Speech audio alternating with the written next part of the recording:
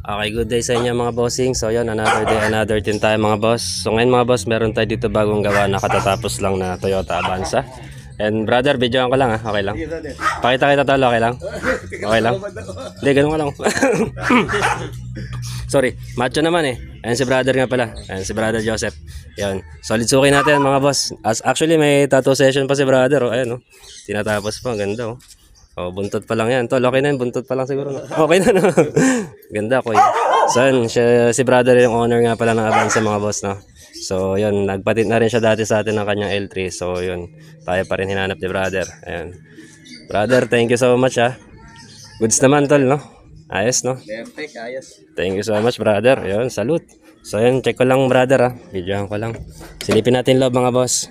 So, yun, color combination nga pala nito, mga bossing ko ay medium black sa front windshield, tapos sa may front door, medium black din. And then sa rear door naman mga bossing ko ay super black all side and back na yan. So for privacy purpose yan mga bossing, kaya naka super black yan para hindi po kita yung nandito sa likod, no. So kaya medium black naman to para hindi naman mahirapan si brother sa side mirror kapag gabi, kasi hindi naman para sa lahat ang super black mga boss, no. So ang super black kasi mga boss, madilim po siya sa gabi, no.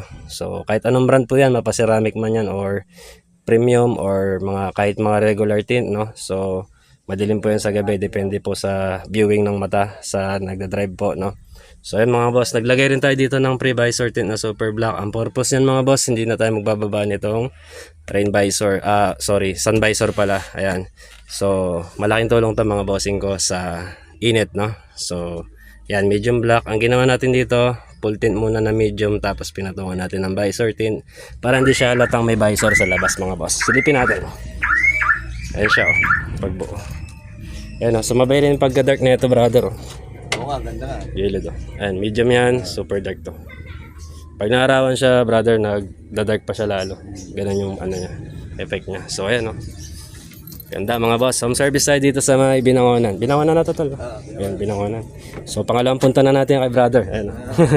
Okay mga boss, sa mga gusto magpatin dyan, message lamang po kayo. Alright.